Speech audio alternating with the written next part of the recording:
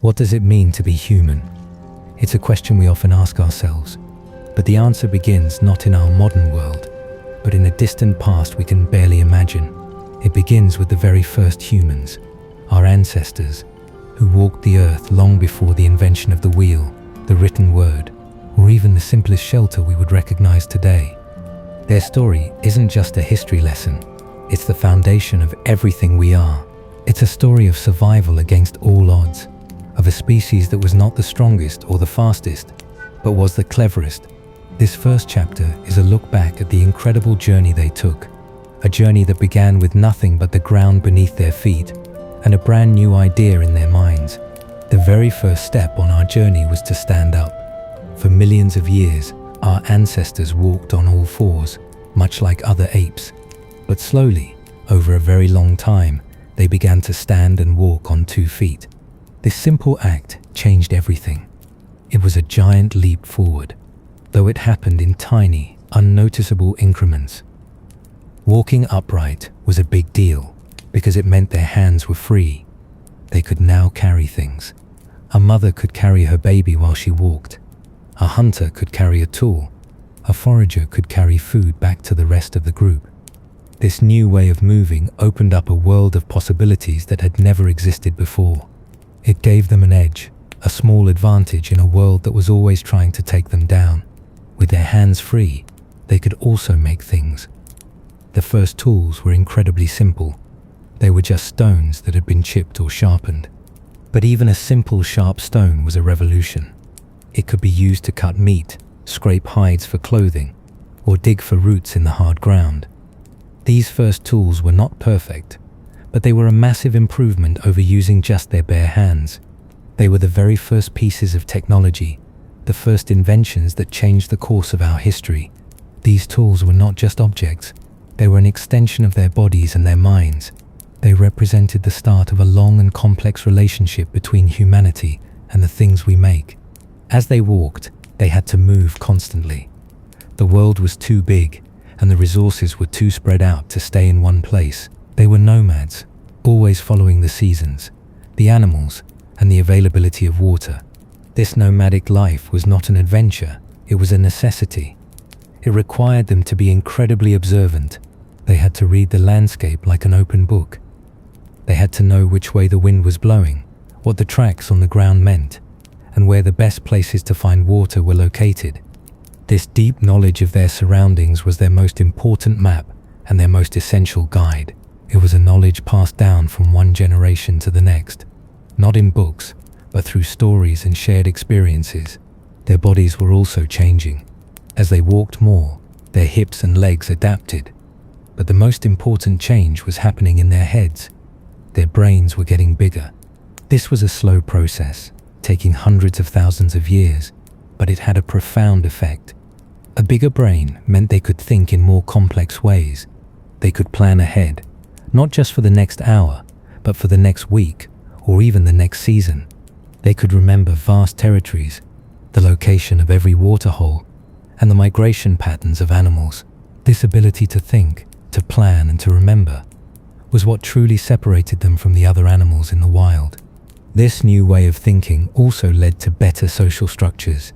It was impossible to survive alone. The world was too dangerous, and the tasks were too difficult, so they lived in small groups. These groups, often called bands, were made up of a few families, maybe 20 to 50 people in total. The survival of the group was more important than the survival of any one person. They had to cooperate to hunt, to gather, and to protect each other. There was a division of labor, where some people might be better at making tools, while others were more skilled at finding food.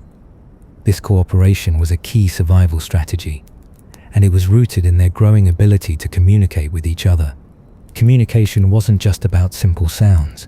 They were developing the foundations of language. While not as complex as our languages today, it allowed them to share information in a much more detailed way. They could warn each other of danger, coordinate a hunt, or teach a younger member a new skill. This ability to share ideas and knowledge was what allowed them to build a collective memory. The wisdom of the entire group was greater than the wisdom of any one person. An older member might have a lifetime of experience that they could pass on to a younger person, ensuring that the knowledge of survival was never lost.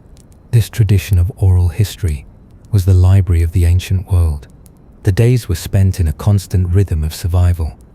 There was no such thing as a weekend or a holiday. Every single day was dedicated to finding food and staying safe. The men and women, often working together, would spend hours foraging for edible plants, roots, berries, and nuts.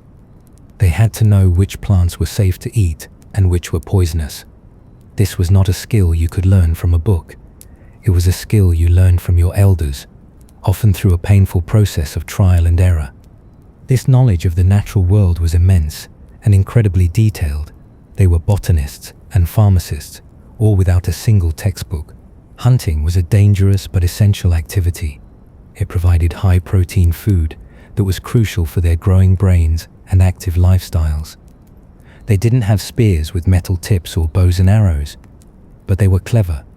They used sharpened sticks thrown with great force, or they would work together to corner an animal and wear it down.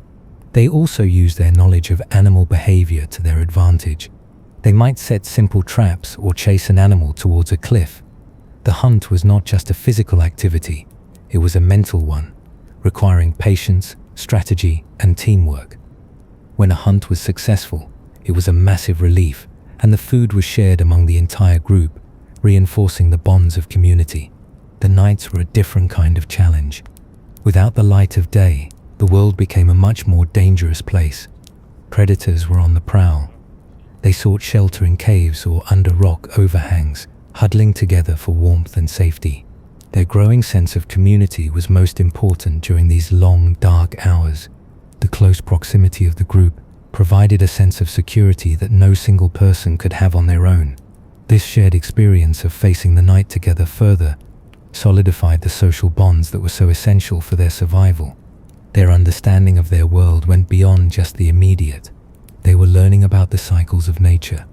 They began to notice the predictable patterns of the seasons, the changing of the leaves, the arrival of certain birds, the freezing of water. This understanding allowed them to prepare. They knew when to move to a new area for better resources or when to hunker down for a cold winter. This deep, intuitive grasp of their environment was their most powerful tool. It was a skill that took generations to perfect, and it was a knowledge that made the difference between life and death. As they began to travel across the vast continent of Africa and eventually beyond, they encountered a huge variety of environments. They moved from open grasslands to dense forests, and from hot deserts to colder, more mountainous regions. With each new place, they had to adapt. They had to learn new plants, new animals, and new ways of finding shelter. This constant process of learning and adapting is what made them so successful. It was a powerful testament to their intelligence and their ability to solve problems on the fly.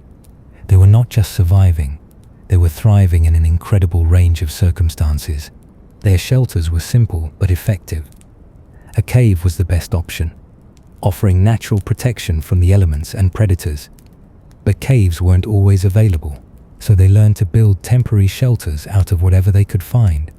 A simple lean-to made from branches and leaves or a hut woven from grass and sticks could provide enough protection to make it through a night or a storm. These were not homes in the way we think of them today, but they were crucial for survival. They were a temporary refuge in a world without walls. The world they lived in was also a world of constant risk. A minor injury could be fatal. A broken bone or a deep cut could easily lead to infection and death. There were no antibiotics or hospitals. Their health depended on their own body's resilience and the simple remedies they found in nature. A common cold could sweep through a small group and wipe them out. The average lifespan was short, and childhood was a perilous journey. The simple act of reaching adulthood was a massive achievement.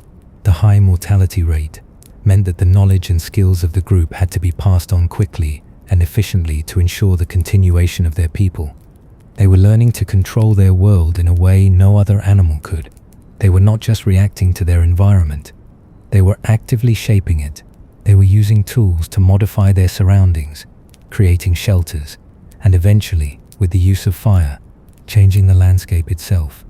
The story of humanity is the story of this slow, steady process of taking control, of moving from a world where they were at the mercy of nature to a world where they had some say in their own destiny. This first chapter is just the beginning of that incredible story. A story that starts with a single, crucial step to stand up and face the world head-on with their new ability to walk upright, to carry things with their hands, and to use simple stone tools. Our ancestors were ready for the next great challenge, finding enough to eat. Survival depended entirely on their ability to find nourishment from the wild world around them. There were no refrigerators, no grocery stores, and no easy meals. This daily effort shaped their bodies, their minds, and their communities in profound ways. They became both hunters and gatherers, and these two roles were not separate jobs but two sides of the same coin. The gatherer's wisdom was as vital as the hunter's instinct. It was the knowledge of the land, the quiet understanding of what the earth provided. The hunter's instinct was the daring chase, the careful strategy, and the physical strength required to bring down an animal. Together, these skills were the foundation of their lives. The work of gathering was often quiet and patient. It required an immense amount of knowledge. Imagine a library of information, not stored in books, but in the minds of the people who knew the land. They had to know which plants produced edible roots, which berries were sweet and safe, and which mushrooms were deadly. This was a skill learned from a very young age, a skill passed down by observation and teaching. The gatherers knew the rhythm of the seasons. They knew when certain fruits would ripen on a particular tree, and when a specific type of root would be ready to dig up. They were living calendars, tracking the changes in the environment with a precision we can barely comprehend today. A change in the color of a leaf or the call of a bird might signal that a particular food source was about to become available. This deep connection to nature was their most valuable asset. It was the source of their daily bread. The work was often done by women and children, but everyone was a gatherer to some degree. They would walk for miles, their eyes constantly scanning the ground and the trees.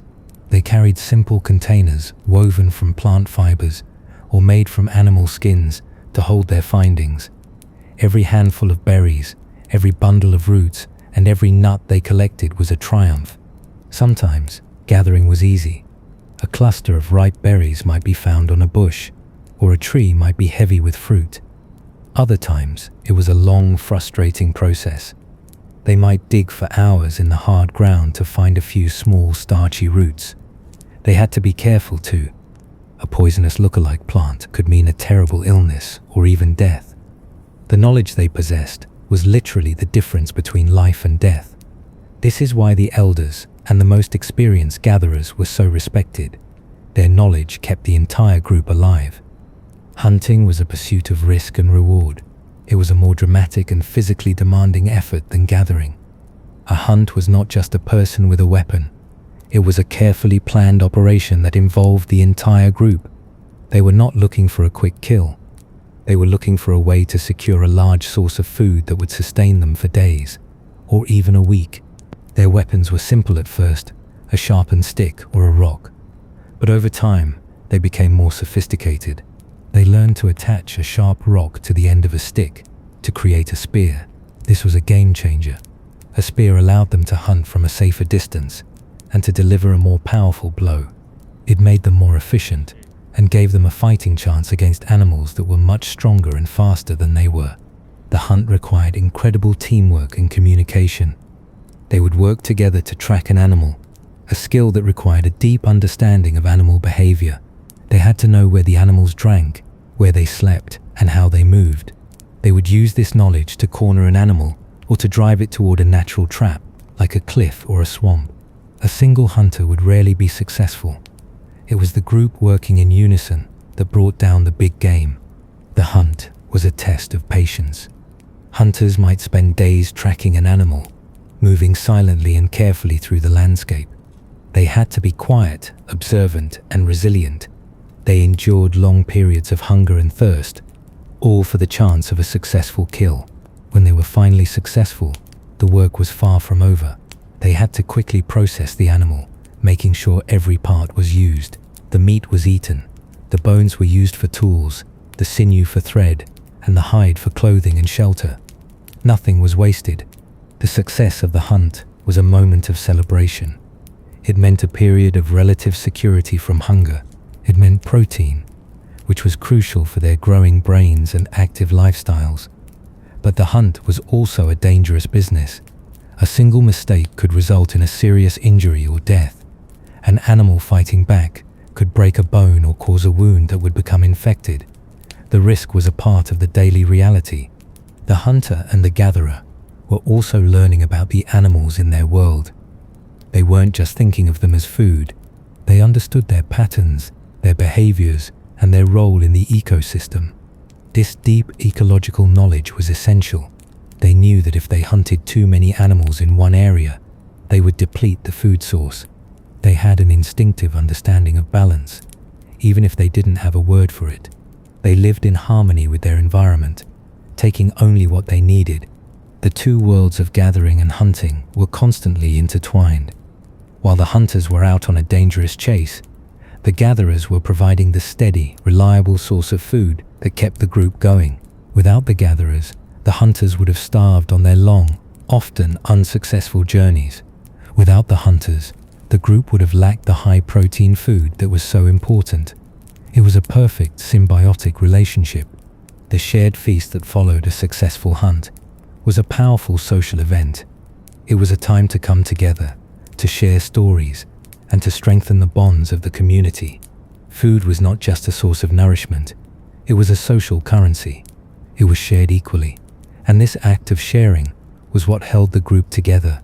It was a public demonstration that everyone's well-being was tied to everyone else's. They were also learning about preservation.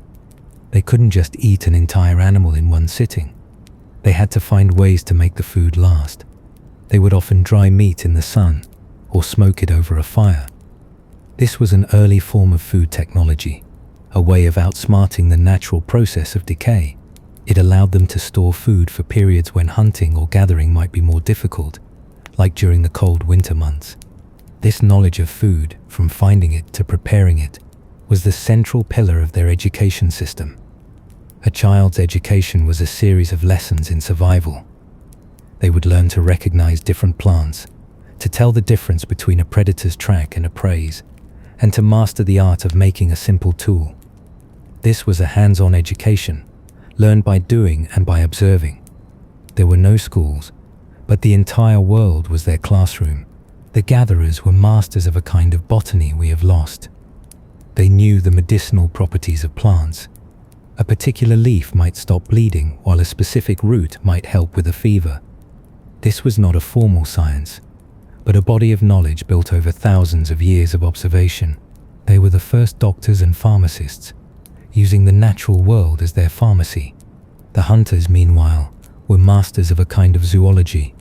They understood the psychology of animals. They knew how to predict their movements, how to outsmart them, and how to respect them. They knew that a successful hunt was not just about strength, but about intelligence and patience. They were not just killers, they were experts in the life and habits of the animals they pursued. The rhythm of their lives was dictated by the search for food. They would rise with the sun and begin their work. The day would end when the light faded, and they would return to the safety of their group, often with a mix of gathered plants and, hopefully, some meat. This daily cycle of effort and reward created a deep connection to their world. They were not separate from nature. They were a part of it, living within its rules and relying on its generosity. This endless pursuit of food was the great driver of human migration. As they depleted the resources in one area, they would be forced to move on, exploring new territories and adapting to new environments. The nomadic lifestyle was not just a preference. It was a biological and environmental necessity. It was this constant movement that eventually led them out of Africa and across the entire globe, with each step driven by the simple, powerful need to find something to eat. The sun set, and the world grew dark and cold. In the shadows, predators prowled, and the air was filled with a sense of danger. Our ancestors, huddled together in their temporary shelters, knew a deep and primal fear of the dark. They had survived by day, but night was a different kind of challenge, a time when their world was no longer their own. They sought the safety of caves and the comfort of their group. But still, they were at the mercy of the elements and the beasts that hunted in the night. Then everything changed. It began with a brilliant flash of lightning, or perhaps a smoldering log from a volcanic eruption. Fire. It was a terrifying and beautiful thing, a force of nature that consumed everything in its path. At first, they saw it as a destructive force, a thing to be feared and avoided. They saw trees turn to ash and heard the roar of a wildfire. Fire was powerful, dangerous, and completely out of their control. But in this fear, there was also a flicker of curiosity. They noticed that animals, even the most dangerous ones, ran away from the fire. They saw that after a fire had passed, new shoots of green life would emerge from the blackened soil. They began to approach the edges of these natural fires, driven by a need for warmth and a sense of wonder. They felt the heat on their skin and saw the light pushing back the darkness. For the first time, they felt a sense of protection against the cold and the dark. This warmth was a profound new feeling. It wasn't just a simple comfort. It was a buffer against the bitter chill that could kill a person overnight. The fire wasn't just a tool, it was a shield against the cold. It allowed them to conserve their own body heat, which meant they could use their energy for other things besides shivering. It was a new kind of survival. The first step in mastering fire wasn't making it, but simply keeping it. This was a monumental task. They would find a smoldering log and carry it carefully, like a precious baby, from place to place. The entire group would work together to feed it with dry leaves and twigs, constantly protecting it from the wind and the rain. A fire that went out was a disaster, a terrible loss that meant they were once again plunged into the cold, dangerous night. This constant vigil over the fire became a central part of their lives, a shared responsibility that bound them together. The firekeeper was a vital role, a person trusted with the survival of the entire group. They had to be patient, observant, and dedicated. They learned to understand the fire, to know when it needed more fuel, and how to protect its precious embers. The fire became a living thing to them, a friend that provided warmth, and a guardian that kept them safe. It was a constant presence in their lives, a symbol of their growing control over the world around them. The effort of keeping a fire alive was a lesson in cooperation. The group had to forage for dry wood and other fuel sources. They had to organize shifts to watch the flame, ensuring it never went out. This required planning, communication, and trust. It made the group more cohesive and interdependent. The fire was not just a physical resource, it was a social one. The true revolution, however, came when they learned to create fire on their own. We don't know exactly how it happened. Perhaps someone noticed that rubbing two sticks together for a long time created heat. Maybe a spark flew from a stone they were chipping. However it started, it was a breakthrough that changed everything. The ability to make fire on demand meant they were no longer dependent on the whims of nature. They could have warmth and light whenever they needed it. They could take their fire with them, not as a fragile ember, but as an idea, a skill they carried in their minds and their hands. This new power was a moment of true intellectual awakening. It required an understanding of cause and effect, of how friction could create heat, and how a tiny spark could become a roaring fire. It was a complex series of steps that had to be remembered and repeated. The skill of fire making was a piece of knowledge that gave them a new level of control over their destiny. It was an intellectual leap as big as walking on 2 feet. This new power had an immediate and profound impact on their lives. The most important change was in how they ate. Before fire, they ate everything raw. Meat was tough and hard to chew. Plants were fibrous and difficult to digest. With fire, they could cook their food. Cooking changed the very nature of what they ate. It made meat tender and easier to chew, which meant they could spend less time eating and more time doing other things. It broke down the tough fibers in plants, making them easier to digest and unlocking more nutrients. Cooking also made their food safer. The heat killed off harmful bacteria and parasites that could make them sick or even kill them. This simple act of putting food in the fire dramatically improved their health and their lifespan. It meant that they were no longer at the mercy of a bad piece of meat or a poisonous plant. They had a way to make their food clean and safe. This was a huge step forward. a massive victory in their fight for survival. The energy saved from chewing and digesting was redirected. Our ancestors' brains were getting bigger, and bigger brains require more energy. Cooked food provided a more efficient way to get that energy. The extra nutrients and the ease of digestion meant that their bodies could support a larger, more complex brain. The very act of cooking food helped to fuel the intellectual development that was making them human. It was a feedback loop. A smarter brain led to the discovery of fire, and the use of fire led to a smarter brain. The warmth provided by fire was another game changer. It allowed them to move into new territories, to survive in colder climates that were previously uninhabitable. They could now venture out of the warm grasslands of Africa and into the freezing cold of Europe and Asia. The fire in their caves and shelters was their greatest defense against the cold, a constant source of life-saving heat. It allowed them to thrive in places where they should have, by all rights, frozen to death. The warmth also extended their day. They could sit around the fire at night, not just for safety, but to continue their work. They could make tools, sew clothes, and tell stories long after the sun had gone down. The fire was also their first and best defense against predators. A roaring fire was a terrifying sight for most animals. Lions, wolves, and other dangerous beasts would not approach a flickering flame. The fire created a safe perimeter, a circle of light that kept the dangers of the night at bay. Our ancestors could now sleep more soundly, knowing that the fire was standing guard. This sense of security was priceless, allowing them to rest and recover more effectively, preparing them for the challenges of the next day. This psychological impact was just as important as the physical benefits. The firelight created a clear boundary between the safe, known world of the group and the dark, unknown dangers of the outside.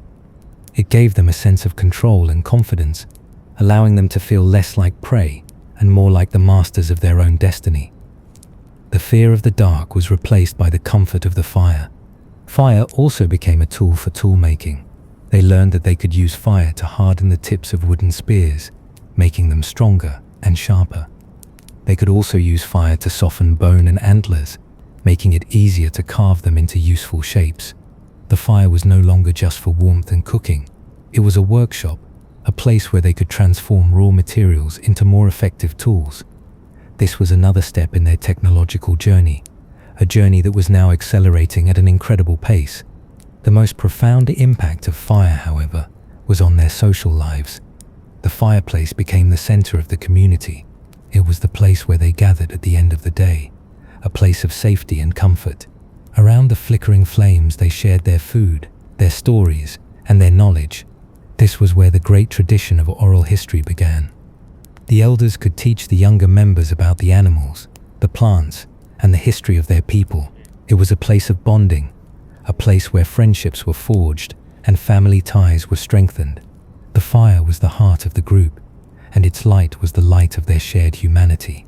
The fire provided a new kind of social space. It was a communal living room, a space where they could relax and connect after the hard work of the day. This social time was crucial for building the kind of complex relationships that hold a group together. They could discuss the day's hunt, plan for tomorrow's gathering, and simply enjoy each other's company. The fire was a stage for their emerging culture. The invention of fire was the moment our ancestors truly began to control their environment. They were no longer simply reacting to nature, they were actively shaping it. They used fire to clear land for new campsites and to create pathways through dense forests. They had a new power, and they were learning how to wield it. This was the start of a new relationship with the world, one where they were not just surviving, but actively creating a better life for themselves. The skill of making fire was a secret, a piece of knowledge passed down with great care. It was a sign of their intelligence and their unique place in the world. They had found a way to take a destructive force of nature and turn it into a tool for life. It was a beautiful and powerful metaphor for their entire journey. They had taken the dangers of their world and turned them into sources of strength. The fire also created a new rhythm to their lives. The day was for hunting and gathering, for the hard work of survival. The night was for the fire, for rest, for storytelling, and for community. This new balance created a more complex and rich existence. Life was no longer just about the desperate search for food. It was also about sharing, learning, and dreaming around a fire. As they began to move across the globe, they took this knowledge with them. The ability to make fire was their passport to new lands, their key to unlocking new environments. It allowed them to survive the bitter cold of the Ice Age and to thrive in places where no other primate had ever lived. It was the tool that made them truly global, a species that could adapt to any environment on Earth. This mastery of the flame was a turning point, a moment that separated them from all other animals. It was a testament to their curiosity, their ingenuity, and their resilience. It showed that they were not just a species that survived, they were a species that invented, that learned, and that dreamed. The flickering light of the fire was a symbol of their past and a promise for their future. It was the light that would eventually lead them to the dawn of civilization itself. With fire, our ancestors found warmth, protection, and a new way to eat. But the fire itself was not enough. To truly thrive, they needed to shape their world, to make it work for them. This next great step in their journey was to master the oldest material they had, stone. They learned to speak the language of the stones, to read their secrets, and to turn them into an extension of their own will. This was a silent language, a skill passed down from a master's hands to a student's hands, and it changed everything. The very first tools were simple, almost accidental. A rock that broke with a sharp edge. It was a tool because it could do something that a hand could not. It could cut, it could scrape, and it could dig. But soon, they realized they could make these sharp edges on purpose. They would take one stone and strike it against another, carefully and deliberately, to chip off a flake. This flake was their first true tool, a manufactured object with a purpose. It was not a gift from nature, it was a creation of their minds. The skill required to do this was immense. It wasn't just about hitting two rocks together. They had to choose the right kind of rock, usually a hard, fine-grained stone like flint or obsidian. They had to know exactly where to strike, and with how much force. A wrong strike could shatter the rock into useless pieces. A right strike could create a razor-sharp edge, a tool that was powerful and beautiful in its simplicity. This was an art form, a craft that required patience, focus, and a deep understanding of the materials they were working with. These simple tools, which we now call Oldowan tools, were their first real technology. They were like the first words in their new language. They were used for everything. They used them to cut the meat from a hunted animal, a task that would have been impossible with their bare hands. They used them to scrape the hides of animals clean, preparing them to be made into clothing or shelter. They used them to smash open bones to get at the nutritious marrow inside. These tools gave them access to food sources that were previously out of reach. As time went on, the tools became more advanced, their language more complex. They moved from simple flakes to something much more sophisticated, the hand axe. This was a teardrop-shaped stone with a sharp edge all the way around. The hand axe was a true multi-tool. It could be used for cutting, for chopping, for scraping, and for pounding. It fit perfectly in the palm of a hand and was designed to be used for a wide variety of tasks. It was a sign of a more advanced mind, a mind that could plan and imagine a tool with many different uses. The creation of a hand axe was a much more difficult process. It required a skilled craftsman who could systematically chip away at a large stone, creating a symmetrical and balanced shape. This was not something you could do by chance. It was a process that had to be taught and learned, a body of knowledge that had to be passed down through generations. The presence of these hand axes, found all over the world, tells us that our ancestors were not just surviving, but were creating a culture of technology. With the hand axe, our ancestors could do more than just process food. They could also shape their environment. They could use it to sharpen wooden sticks into spears, making hunting much more effective and safer. They could use it to dig for roots and tubers more efficiently than ever before. They could use it to strip bark from trees or to chop down small branches. The hand axe was not just a tool. It was a symbol of their growing power and their increasing control over the world around them. The technology of the Stone Age continued to evolve. They began to make more specialized tools. They created spearheads that were carefully shaped to fly straight and hit hard. They made scrapers with specific angles for cleaning hides. They made awls, which were small, pointed tools used for piercing holes in leather. This specialization of tools showed that they were thinking in new and more complex ways. They were no longer just making a tool for all jobs. They were making the right tool for each specific job. This growing toolkit allowed them to adapt to new environments more effectively. When they moved to colder climates, they needed better clothing to survive. Their stone tools allowed them to scrape animal hides and to make holes for stitching them together with bone needles and animal sinew. The ability to make a warm, durable coat was as important for survival as finding food. Without these tools, they would have been stuck in warmer climates, unable to expand their territory. The tools were their passport to a new world. The tools also changed the way they thought. The process of making a tool required a mind that could see the finished product in the raw stone. It required a kind of abstract thinking, a mental blueprint that they could follow. This process of planning and execution was a huge cognitive leap, a new way of using their brains. It led to more complex problem solving and a greater capacity for invention. The tools they made were a physical representation of the intellectual progress they were making. The sharing of this knowledge was just as important as the tools themselves.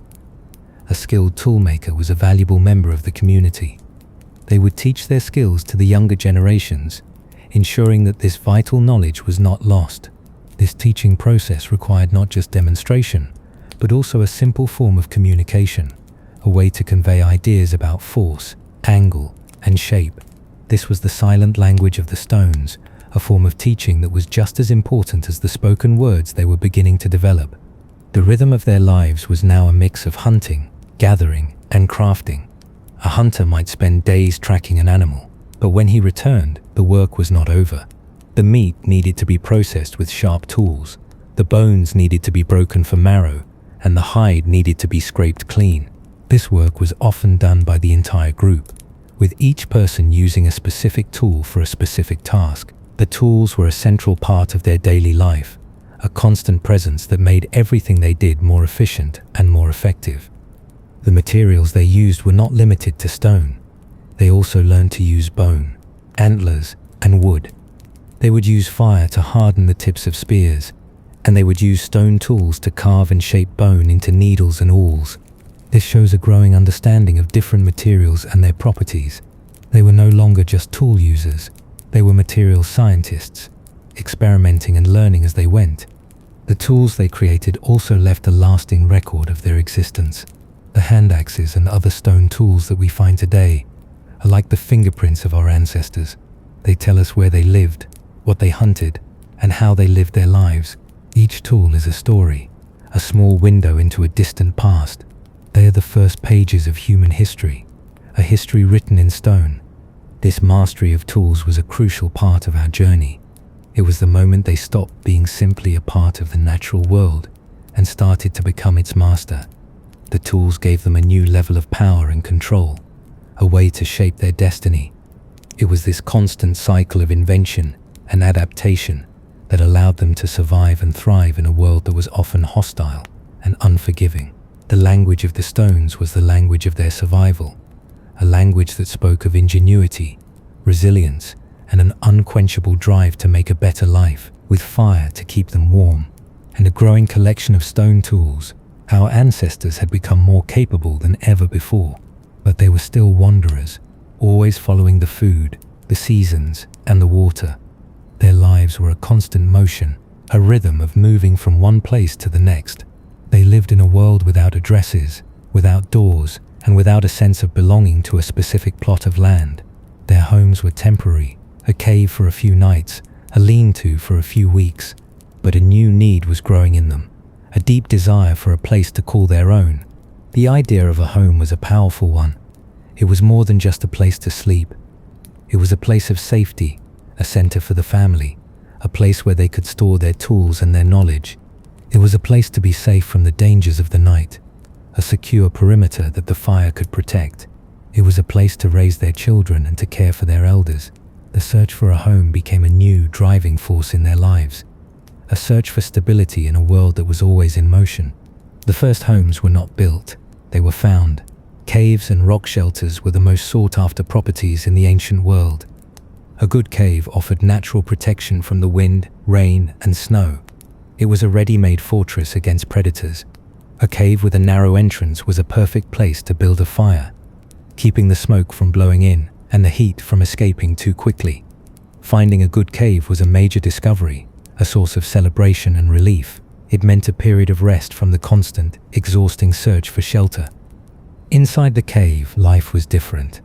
The fireplace was now a permanent fixture, not just a temporary one. This meant they could build a bigger, more stable fire, a fire that they didn't have to carry with them. They could use the smoke to their advantage, to smoke meat and preserve it for longer. They could use the heat to dry their hides and their clothes.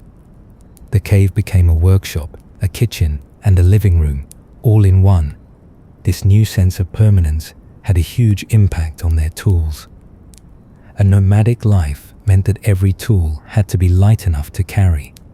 Now that they had a home, they could create larger, more specialized tools that were too heavy to carry on a daily basis.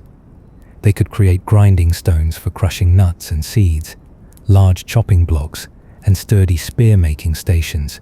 This new freedom from a portable lifestyle allowed them to expand their toolkit and their capabilities in ways they never could before. The cave also became a place for their culture to grow. The smooth walls of the cave were a blank canvas. Our ancestors began to use ochre, charcoal, and other natural pigments to draw on the walls. They drew the animals they hunted, the stories of their great hunts, and the symbols of their beliefs. These cave paintings were their first form of art, their first attempt to leave a record of their lives. They were not just a decoration, they were a form of communication, a way to tell stories and to teach the next generation. The cave was now a school, a church, and an art gallery, all in one. As they began to settle, their social structures became more complex. The group no longer needed to be so mobile. This allowed them to form larger, more stable communities. They could cooperate on a bigger scale, with some people specializing in hunting, others in gathering, and still others in crafting tools or caring for the young. This division of labor made them more efficient and more resilient. The home was the center of this new, more complex social world. But caves were not everywhere. As they spread across the globe, they had to find new ways to create a home. They began to build shelters of their own. The first built homes were simple, but they were a massive achievement.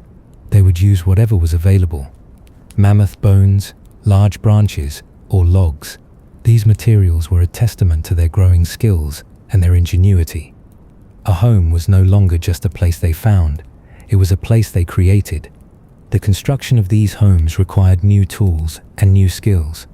They needed to find ways to tie branches together, to dig post holes, and to weave materials to create walls. They had to learn the properties of different materials, which branches were flexible, which were strong, and which were good for roofing. This was a new kind of engineering, a new kind of science that was born out of the need for a place to live. The most important part of these new homes was the roof. The roof was their defense against the rain, the snow, and the sun. They would use animal hides, large leaves, or woven grass to create a watertight covering. The roof was a symbol of their growing control over the elements, a sign that they were no longer completely at the mercy of the weather. It was a new level of security, a new kind of comfort. Inside these built homes, life was much like it was in the caves. The fire was the center. They had a central hearth where the fire burned, providing warmth and a place to cook. They would sit around the fire at night, sharing stories and food, just as they did in the caves. But now, the walls were their own creation, a physical manifestation of their community. The home also changed their relationship with their environment. They were no longer just passing through a landscape. They were a part of it. They knew the rhythms of the land around their home. They knew where to find the best plants, where the animals were most likely to pass, and where the water was clearest.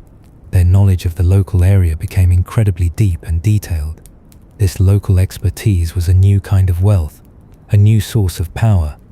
This connection to a specific place led to the first ideas of territory and ownership. This was their land, their hunting grounds, their home. They would defend it from other groups or from animals that encroached on their space. The idea of a boundary, of a place that belonged to them, was a powerful new concept. It led to a new sense of identity, a feeling of being a part of a community that was tied to a specific location. The home was a place of innovation. It was a place where they could experiment and create without the pressure of having to move on. They could take their time to create more complex tools, to weave baskets, or to refine their clothing. They could also use their home as a place to store their tools, their food, and their extra materials. This ability to store things was a massive step forward. It meant they no longer had to eat everything they hunted or gathered right away. They could save food for times when it was scarce, a new kind of insurance against hunger. The home also changed the family structure. Before, the family was a part of the larger nomadic group. Now the home was the center of the family. The family unit became a more distinct and important part of their social lives. They would work together to build and maintain the home, to care for the children, and to provide for each other. The home was the nucleus of the family, and the family was the nucleus of the community. The development of clothing was also a huge part of this new way of life. In the warmer climates of Africa, clothing was not always necessary, but as they moved to colder climates, it became a matter of life and death. Their new stone tools and their mastery of fire allowed them to process animal hides and turn them into warm, durable coats, pants, and boots. They used bone needles to stitch the hides together with sinew, creating clothes that were not just functional, but also a sign of their skill and ingenuity. The clothes they made were more than just a way to stay warm. They were also a form of expression. They would decorate their clothes with natural pigments and beads, a sign of their individuality and their culture. The clothes they wore were a part of their identity, a way to show their place in the group and their personal style. The home was the workshop where this new culture of clothing was born. The home was also a place for the next generation. Children could now grow up in a stable environment, a place where they could learn from their parents and their elders in a safe and secure space. They could learn the skills of tool making, firekeeping, and art without the constant pressure of having to move. The home was a place of learning and of growth, a place where the collective knowledge of the group could be passed down more effectively. This shift to a more settled life was a slow process, a gradual change that took thousands of years. It was not a sudden decision, but a slow evolution driven by their growing skills and their changing needs. The home was a physical manifestation of their progress, a symbol of their growing control over their world. It was the place where they could rest from the daily struggle for survival and begin to dream of a better future. The home was the first step towards agriculture, towards farming, and eventually towards civilization. It was the place where they learned the value of a settled life, the value of a community, and the value of a place to call their own. It was a place of safety, of warmth, and of light. The home was the foundation of everything that would come next, a physical and spiritual center of their emerging humanity. It was the first time they truly found a place to belong. The home was the first place our ancestors truly felt a sense of belonging. It was a place of safety and warmth, a physical manifestation of their community. But this new, settled life raised a new question. What would they do when the food around their home ran out? The forests could only provide so much, and the animals would move on. The rhythm of their lives had to change again, this time in a way that would alter the course of human history forever. The answer to their problem came from the plants themselves. For thousands of years, they had been gathering seeds, roots, and berries. They knew the plants intimately, knew which ones were good to eat and which ones were not. They knew when the plants grew and how they produced their seeds. They were, in a sense, living with a vast natural garden, and they were the most attentive of gardeners. The very first step toward farming was not a grand plan. It was a slow, quiet process of observation and simple action. Perhaps a woman noticed that a handful of seeds, dropped by accident near her home, grew into new plants the next season. Perhaps a group of people began to favor the plants that grew in a specific spot, returning to them year after year. They began to realize that they could have a say in where and when their food grew. They could plant the seeds of the best, most nutritious plants close to home, where they could watch them and care for them. This wasn't a sudden discovery. It was 1,000 small moments of understanding. They observed which seeds sprouted first in the spring and which ones survived a dry spell. They learned to recognize the healthiest plants, the ones that produced the most grain, and they deliberately saved their seeds. This was the first act of selective breeding, a conscious choice to shape the future of their food. They were becoming master scientists without a single textbook. This was the beginning of farming. It was a gradual and beautiful collaboration between people and the natural world. They were no longer just taking what nature offered. They were actively working with it. They would clear a small patch of land near their home, using their stone tools and fire to get rid of the brush. They would then plant the seeds they had saved from the previous year. This simple act of planting was a massive intellectual leap. It required a new kind of thinking, a new kind of planning for the future. The first farmers had to learn a whole new set of skills. They had to understand the soil, know when to plant the seeds, and how to protect the young plants from animals and insects. They had to learn about water, finding ways to bring it to their crops. They had to develop new tools for their new work. The stone axe, once used for hunting, was now used for clearing land. The grinding stone, once used for nuts, was now used for grinding grain. New tools, like the simple hoe, were invented to work the soil. The life of a farmer was different from that of a hunter-gatherer. It was less about constant movement and more about hard, steady work. The days were long, filled with the back-breaking labor of planting, weeding, and harvesting. It was a much more demanding life, but it offered a new kind of security. If a harvest was successful, they would have enough food to last through the winter, a time that had always been a source of great worry and hunger. Along with plants, they also began to domesticate animals. This too was a slow and quiet revolution. Instead of killing every animal they came across, they learned to keep some of them close to home. The tamest wolves became loyal companions and guardians. Wild goats and sheep, once hunted, were now herded and kept for their milk and their wool. And for a steady supply of meat, this new relationship with animals gave them a dependable source of protein and other resources without the constant danger of the hunt. The food they grew was a new kind of wealth. They could grow more food than they could eat at once, which meant they could store the extra. This ability to create a surplus of food was a revolutionary concept. It meant they no longer had to live a hand-to-mouth existence. They could save their extra grain in large clay pots or pits in the ground. This stored food was a form of insurance, a buffer against bad times. It meant that they were no longer completely at the mercy of a bad hunting season or a cold winter. This surplus of food led to a massive change in their communities.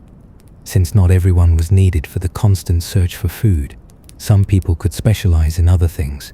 Some became full-time tool makers, dedicating their lives to perfecting the art of shaping stone and bone. Others became potters, creating the large vessels needed to store the extra grain. Still others became weavers, making better clothes and baskets. This specialization of labor was a huge step forward, allowing their communities to become more complex and their technology to advance at an incredible pace. With the surplus of food and the specialization of labor, a new kind of social hierarchy began to emerge. Some individuals became more skilled or more respected. Perhaps as the most successful farmer, the most talented toolmaker, or the most knowledgeable elder, these people took on leadership roles, organizing the planting, managing the harvest, and settling disputes. Society was no longer completely equal. Some people had more power and influence than others. The population began to grow. A steady, reliable source of food meant that they could support more people in one area. They were no longer limited by the number of animals they could hunt or the number of plants they could gather. The villages began to grow into towns, and the towns into something larger. This new density of people led to more communication, more ideas, and more innovation. It was a time of incredible growth, a time when their world was becoming more and more complex. This growth also led to the first beginnings of trade. The potter, with his surplus of pots, could trade them with a farmer for a surplus of grain. The toolmaker could trade a stone axe for a new piece of clothing from the weaver. This act of exchanging goods created new connections between people and communities.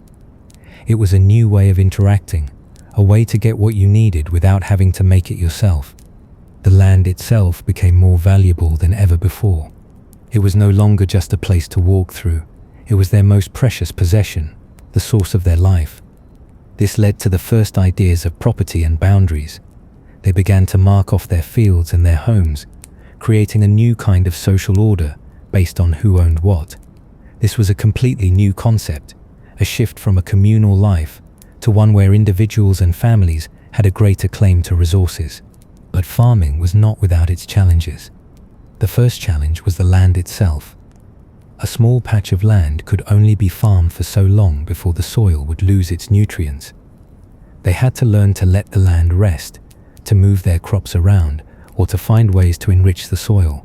This was an ongoing process of learning, a new kind of science that was born from their new way of life. Another challenge was the weather. A bad rain season could ruin a harvest. A sudden frost could wipe out a year's worth of work. They were now more dependent on the weather than ever before. This new dependence led to a new sense of spirituality, a new way of understanding their world. They would look to the sky for signs of rain and pray for a good harvest. They began to create ceremonies and rituals to honor the seasons and the land. Their new spiritual beliefs were a reflection of their new way of life. The most difficult challenge of all was the new social order that farming created. The idea of territory and ownership became more important. The land was no longer just a place they walked through. It was their source of food, their most important possession. This new sense of ownership led to conflicts with other groups who were still hunters and gatherers, or with other farmers. The battles were no longer just about survival. They were about land, about wealth, about a way of life. This new way of life also brought new diseases. Living so close to each other and to the animals they domesticated meant that diseases could spread more easily. A simple cold could now sweep through an entire village, killing many people. The animals they kept for food also carried diseases that could jump to humans. This was a dark side of their new life, a new danger that they had to face. The diet of a farming community also changed dramatically.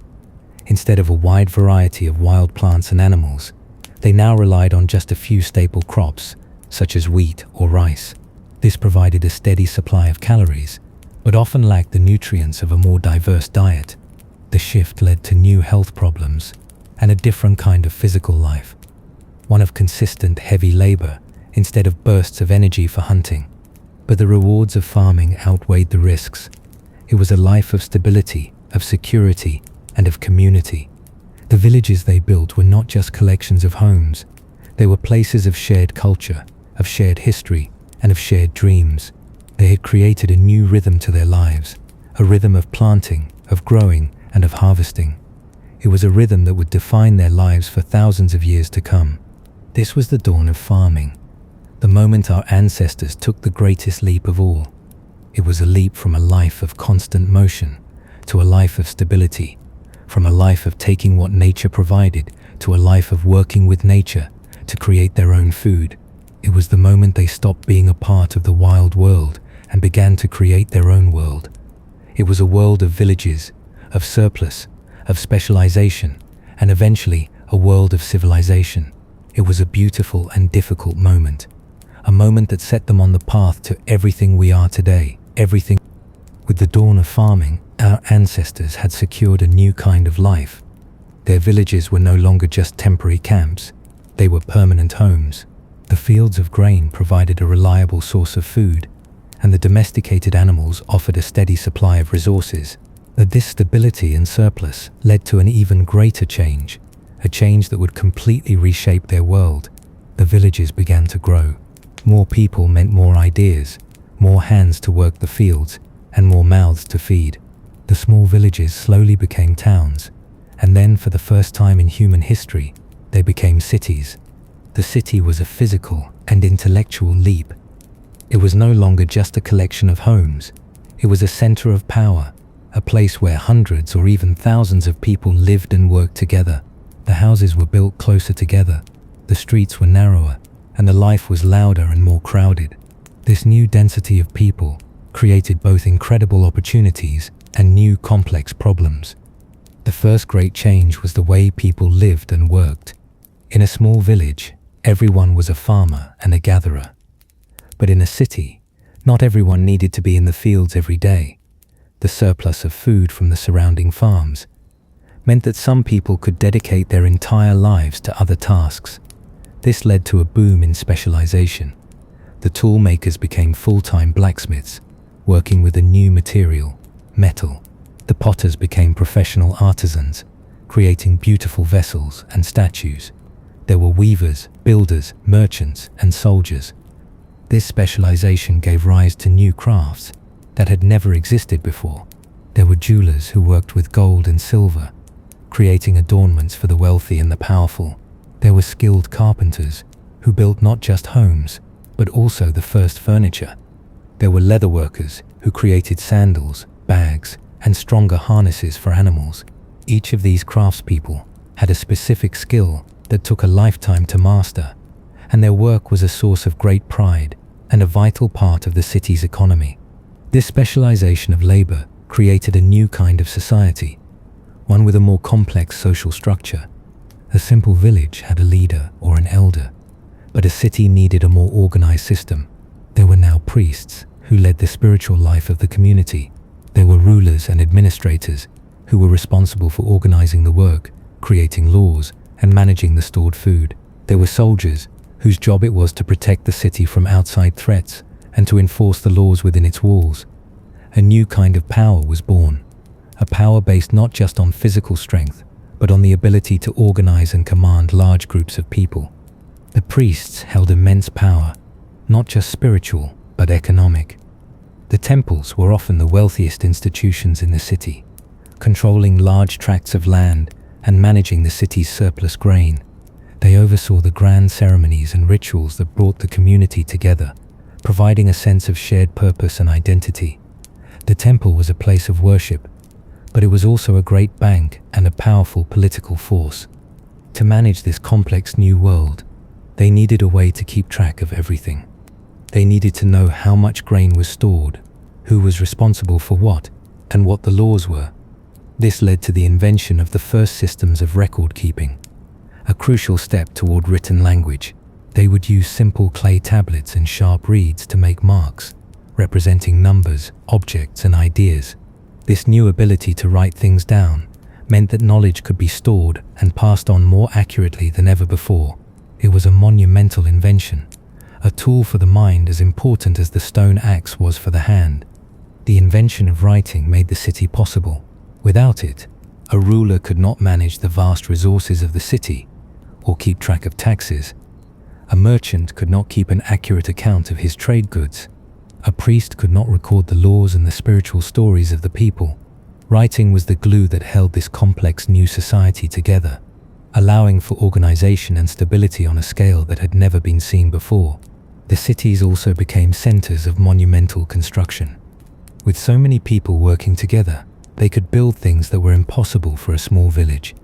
They built massive walls to protect themselves from raiders. They built grand temples to honor their gods, structures that dominated the skyline and were a source of great pride. They built complex irrigation systems to bring water to their fields, a new kind of engineering that allowed their farms to become even more productive. These great public works were a sign of their collective power and a physical symbol of their civilization. Organizing these massive projects required an enormous effort. Rulers had to convince or compel hundreds of people to work together, to dig the canals, to quarry the stones, and to lift the heavy blocks. It required a new kind of leadership, a new way of motivating people to work, not just for their own survival, but for the good of the entire city. The physical structures they built were a testament to this new level of social coordination. The city was also the hub of a new kind of economy. Trade. The artisans and merchants would gather in the city center to sell their goods. People from the countryside would come to the city to trade their farm surplus for tools, clothes, and other items they couldn't make themselves. The city was a melting pot of people and ideas, a place where goods and knowledge were constantly exchanged. This trade connected cities to each other, creating vast networks that stretched across entire regions. The city's central marketplace became the beating heart of the community. It was a place of noise and energy, filled with the sounds of people talking, bargaining, and selling. It was where people gathered to hear news from distant lands, to see new inventions, and to meet people from different walks of life. The marketplace was not just an economic center, it was a social and cultural one as well. However, this new way of life also brought new problems. The great wealth of the city, stored in its granaries and its temples, made it a target. The walls that protected the city were a necessary defense against enemies who wanted to take their resources. This led to the creation of the first organized armies, groups of soldiers who were trained and equipped to defend the city. Conflict and warfare became a more frequent and organized part of life. The city was a place of great safety, but it was also a place of great danger.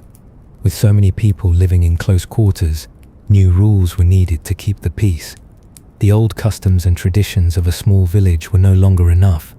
The city's rulers had to create the first formal laws, rules that applied to everyone and were enforced by the new class of soldiers and administrators. This was a difficult transition, as it meant giving up some personal freedom for the greater good of the city's stability. The city was a place of opportunity, but it was also a place of inequality. The new social hierarchy meant that some people were at the top, with great power and wealth, while others were at the bottom, with little to no power. The city was a place where a few people could live a life of comfort, while many others lived a life of hard labor. This new social order was a difficult and often unfair part of their new reality, a challenge that would follow humanity for thousands of years. The experience of living in a city was a psychological revolution in itself. The quiet of the village was replaced by a constant hum of activity. The faces you saw were no longer just those of your family and friends. They were faces of strangers. This new level of anonymity and density required a different way of thinking, a new kind of social contract to live alongside so many people. The city was a beautiful and complex paradox. It was a place of incredible innovation and great inequality. It was a place of safety and a place of new dangers. It was a place where people worked together to build great things, and a place where they fought with each other over resources. The rise of the city was not an easy transition, but it was a necessary one. It was the moment they truly transitioned from a simple species to a civilization. It was the foundation upon which all future human history would be built.